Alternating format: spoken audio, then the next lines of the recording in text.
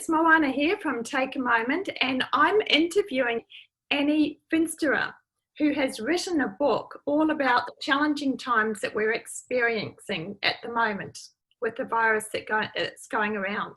Anni, can you tell me a little bit about your book? Yes, I'd love to. So it's called My Quarantine Companion, and the idea germinated from 4 women, 3 friends of mine and I got together and realised that we each had spent some time quarantined through various experiences.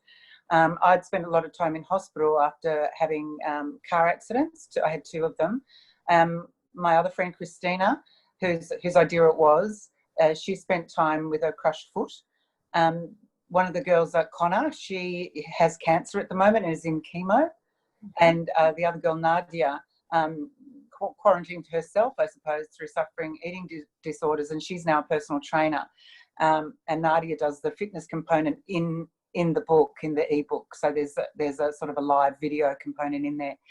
So we thought we'd bring all our collective experience together to write a book about how to survive and thrive when you're in lockdown, and how to there's 3 components, which is all body, mind and spirit. When did you decide to write the book? Were you all just chatting one day when this all started?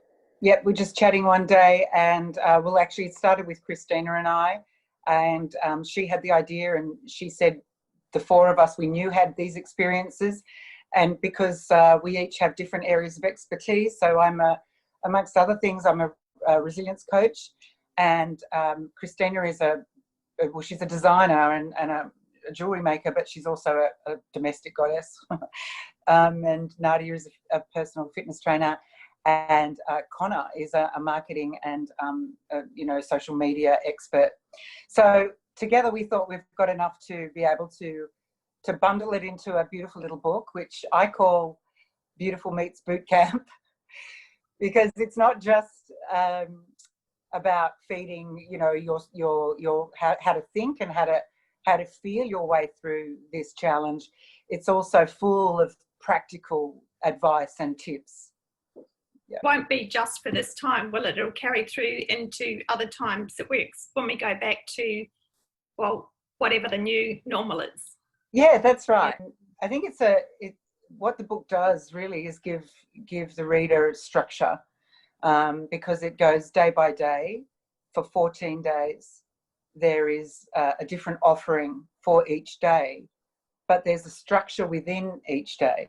So the day always starts out with some body love, which is some part of a sort of not always fitness, but sometimes just awareness of the body, stretching, and then moves into resistance and some cardio.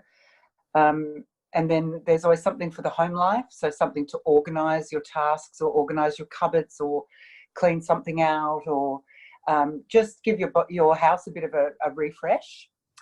And then I've written the resilience mindset component, which is all about how to think about things in a different way to help you through the difficult times. Then we move into feast time, which is each day has a different simple but beautiful recipe, really nourishing food. And then there's a craft component, which is really fun. Christina's really good at craft. I'm not so good. So she had great ideas about how to make big, beautiful flowers and making pom-poms, and just really fun, sort of quite old-fashioned things that are just really fun to do, usually with what you've got in the house. And then we finish on a daily mantra, some part of mindfulness that you can just hold a thought in mind for a long period of time that will help you overcome something that you might be having a challenge with on that particular day.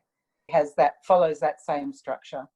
I think that's what people are missing at the moment, that structure of, especially people that don't have a job anymore, of getting up and going to work. They miss having that routine and that structure in their daily life. Yes, that's right. Because sometimes we don't know. We're so used to other people kind of informing us of what our own structure is in life, and it's difficult, I think, if you haven't put any infrastructure around it, to actually just be able to get up and do that for yourself. So I think there are a lot of people struggling with how to get through their day, and perhaps even how to be productive. And I think what we've tried to do is to balance how to feed yourself and your soulfully, but also how to take care of your home, how to take care of your taxes. Sounds pretty boring, but the idea was that if we can get on top of our finances and the things that we sometimes put off doing, when we pivot out of this difficult time, we're going to be so on top of what we've done in our own homes and in our own hearts. And so, yes, it's a real sort of, it's a book that asks people to rise, I think, but also if they can't, then we guide them through just how to get through that one day. And I like the idea of the crafts, because I think if you're being creative, that just makes you feel so good.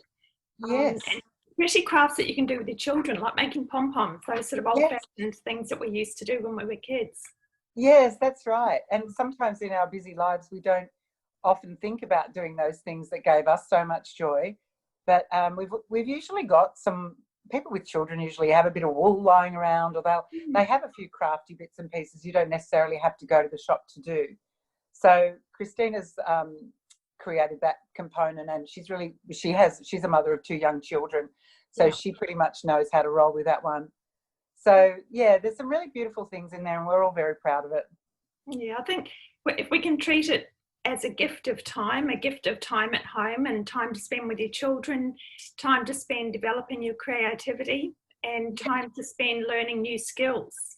Yes, that's right. I mean, if you think about it feeding all the areas of your life, then that in itself will give you a structure, doesn't it?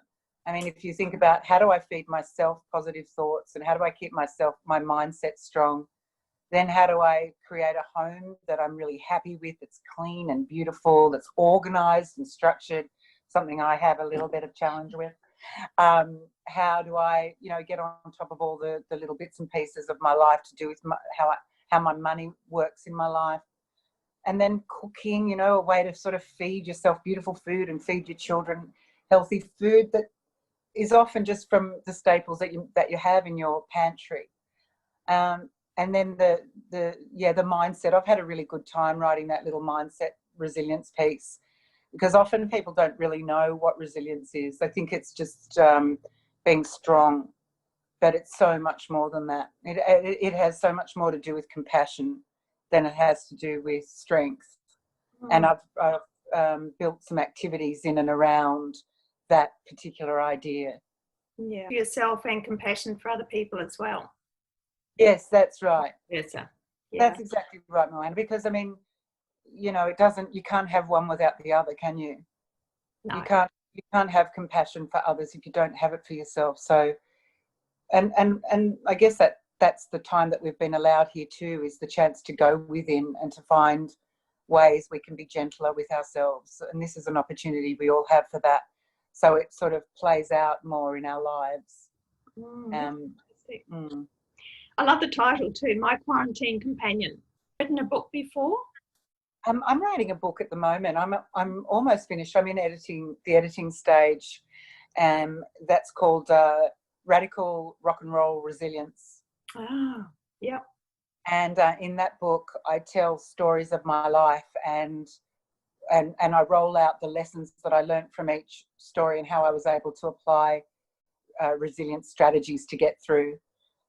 It's a funny book. There are some tragic things in the book, but it's actually quite funny too. And I wanted to, because I've trained a lot in resilience coaching, and my background is in acting actually.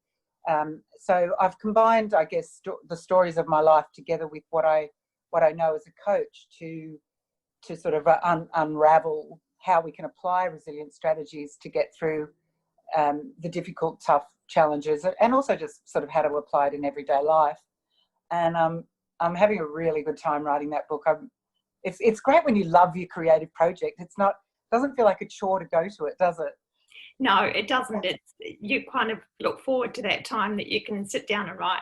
And you're writing it with Natasha and Stu Denman as your mentor. So Ultimate World Publishing are the publishers, and I think we're looking to publish June or July. I'll be ready to go, which I think will be a really good time for the book, because we're probably all looking for a little bit of how to apply particular ways of facing tough times and challenging thoughts around this time that we have so much time to ourselves. Yeah. So and it's some people also have a little. I'm saying this about myself too when I say this, that I once really eschewed the idea of self-help and different ways to help yourself. I thought it was a little bit too hippy-trippy. Mm-hmm. And in this book, which is why it's called Rock and Roll Resilience, because I've applied self-help in my own particular way to suit myself. And it's more rock and roll than it is hippie, but it's also more kind than it is punishing.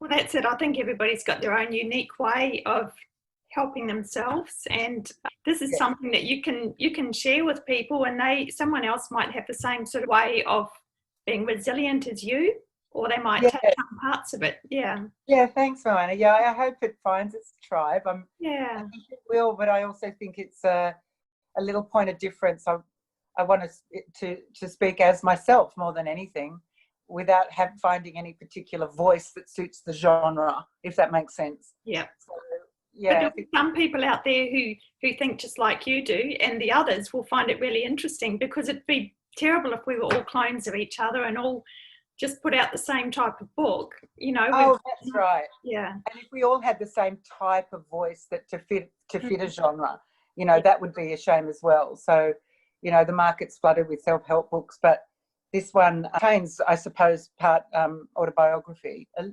little, because it is peppered with stories. Mm-hmm. So we're all finding new genres. I think now we don't have to sit in one particular category, because we are publishing ourselves and working with independent publishers, aren't we? So yes, I think the market is opening up to different forms, and I know you have a book that's that has its own unique voice and style too. Yes, I think that's the main goal for each book, is for the author's personality to come out in the book. And that's what I love about the way that we've been taught to write our books, is in such a conversational tone, so that the reader feels as though they're actually talking or having a conversation with the author. Yeah, I think that sort of intimacy, I suppose there's a better word for it, but it's important now because we do work so much more virtually. So the more ways of connecting we can find, that the better. And even this conversation we're having is a great way to connect and to find out about each other and what books we're creating. It's an exciting time. Oh, definitely. And you're from Sydney? Yes, I live in Sydney. Yes, and I did live in Melbourne for a little while, but my work's based here, my agent's here, so and my coaching business is here. So Well, congratulations. Thank you for writing this book. Can you tell people how they can actually download the ebook, My Quarantine Companion? Yes. So if you go to www.myquarantinecompanion.com, you'll find the book there.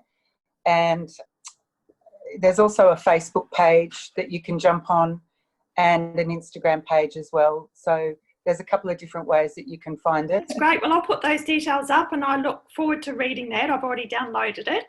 And excellent. I'll look forward to seeing your other book about rock and roll resilience coming out in July. So I'll be keeping an eye out for that too. And all the best with your beautiful book. Thank you so much. Thank you. And thank you so much for having me. I really appreciate it. Thank you. Bye. Have a beautiful day. Bye. Taking a moment. Bye.